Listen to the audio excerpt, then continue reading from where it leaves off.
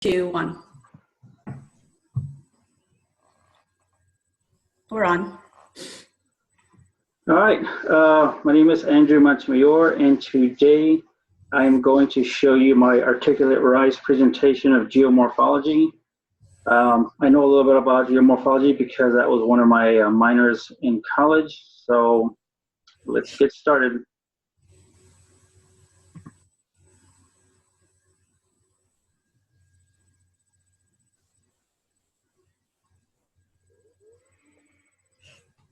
Oh, sorry. All right. So basically, I think everybody's page kind of looks the same. And pretty much what I want to do on this first one is give a little bit of instruction about what we're going to be going over and also how to navigate the course. Very important. If they don't know how to navigate, they'll be pushing buttons here and there. So it's an introductory module on geomorphology and fluvial drainage patterns. And this is, the instructions are to navigate this module. Click on the bottom of each screen to move on to the next slide. And also, there's going to be a couple of videos. So I said to pause and restart the video clips, click anywhere on the video screen.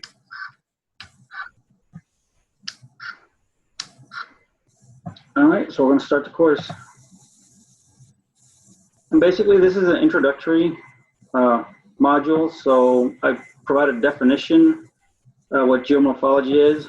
You can read it right there. I won't go through it in entirety because I know we're limited on time. And then I presented a little video here. Click on it.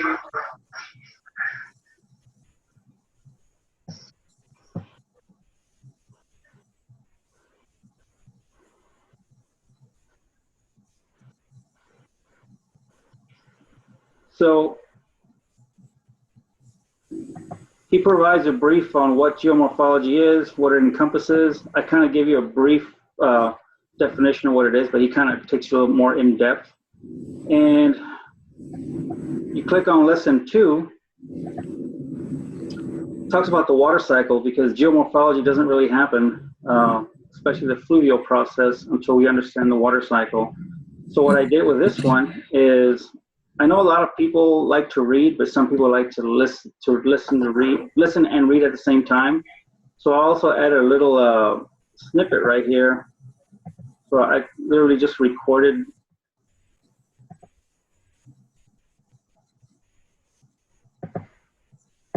Wow. I'll go back to that in a minute. But I provided a little water cycle diagram, and I had to really look for this one. So it shows you evaporation, transpiration, transfer, how the water cycle kind of operates. I thought that was kind of cool. I think that kind of helped, somebody doesn't know a lot about the hydrologic cycle and see how it operates. And let me see if that'll work yet. Okay, so just a read along type thing. Like text to speech? Mm-hmm. Is that built in within 360? No, actually what I did is I put the text and then I went back and I added a recording. Got it. Yeah, text to speech, it doesn't work on this one right here. So you got to record it and just kind of align it with the text that you want to do. I see. That's good. So that explains the water cycle. And then I go into what I'm actually trying to teach students is fluvial drainage patterns. And so what I did with this one is I provided a video, and my concept is if you can find a video that does exactly what you want to do, what you're going to teach in class, don't try to reinvent the wheel. Just kind of use what they have, and make adjustments to it. So.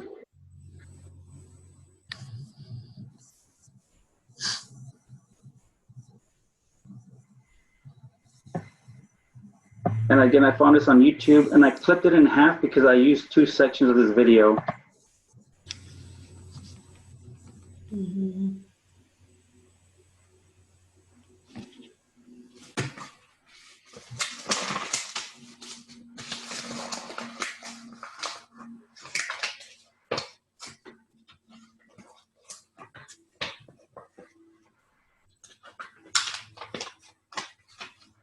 So So she goes and she provides this little pictures right here, and she'll draw on it and show you how the water falls. And so on the right, it'll show you how what kind of drainage patterns you're going to get from a hilltop or a mountain.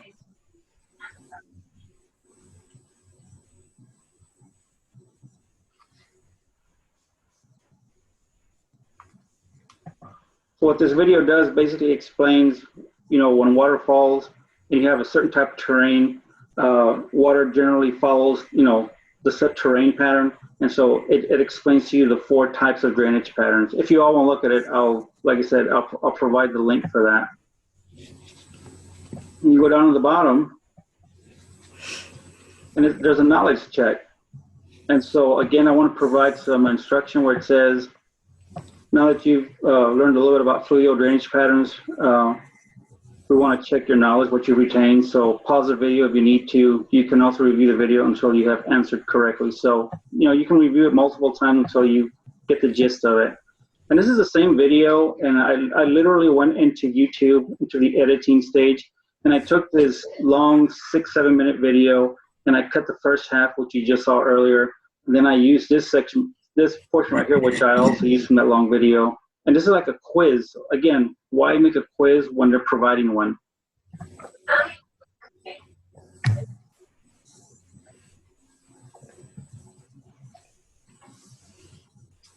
Now, you won't really know the answer right now because you haven't watched the video. And again, you can pause it, see what she's asking, then start again.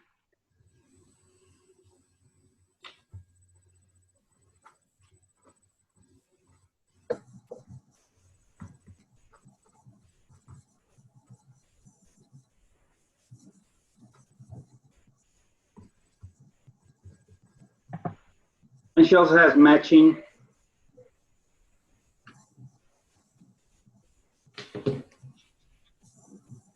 And again, you can pause it so you can make notes on the side and see how see if your answers match up with this one, and she'll give you all the answers. Awesome.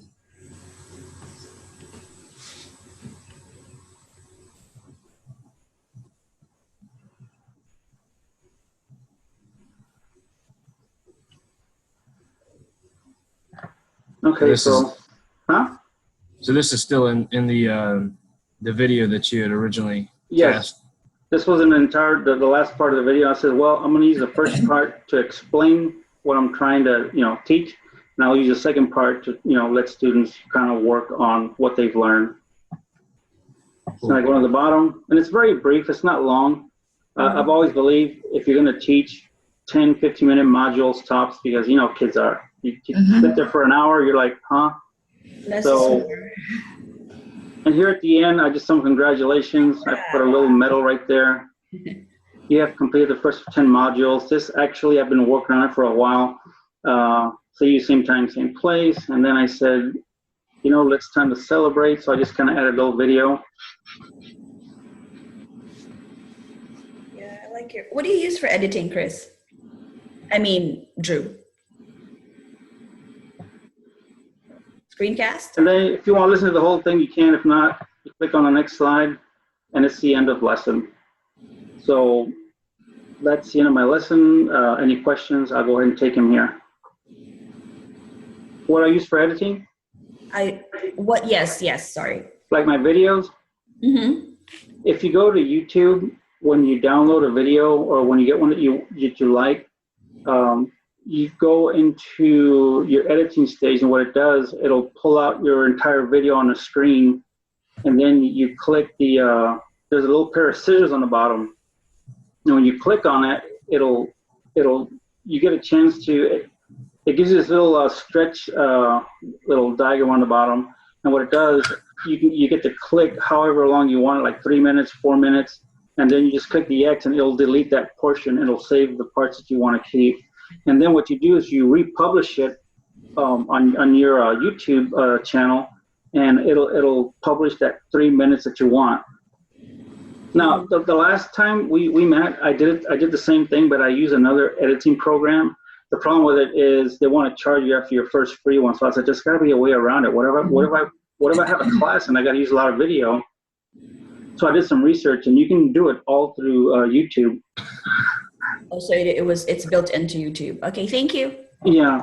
And the thing I was noticing, I was watching somebody else's video on Rise, and I don't know if y'all have looked at it already, but it showed like girls in bikinis. No, I must have missed that one. It was like an advertisement for someone. It had some girls in bikinis. Nothing bad, but I don't want like my fifth grader looking at that. It's bad You know for what I mean? And so the advice that I gave him, like everything looked good, but I would just kind of edit that part out. I'm like, because sometimes these videos they come with a little advertisement, even if it's 5 seconds, and a lot can be shown in 5 seconds. Yes. So Yes. Or like Safe Share TV. Yeah. So what this video editor does, you can cut all that out. Mm-hmm.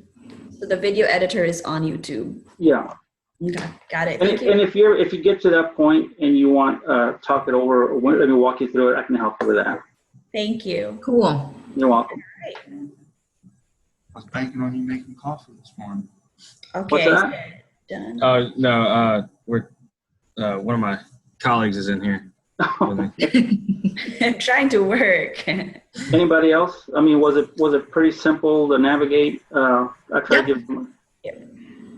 Yeah, it was pretty good. I like that. I like this this product too because it makes teaching easier.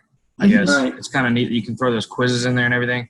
So I asked you that question whether it was like still the video or whatever because I threw a quiz into mine. It lets you generate them and stuff. Mm-hmm. It's just kind of cool. You go through it, you complete it, and it says you got 100 or 80, whatever. Kind of. I like this.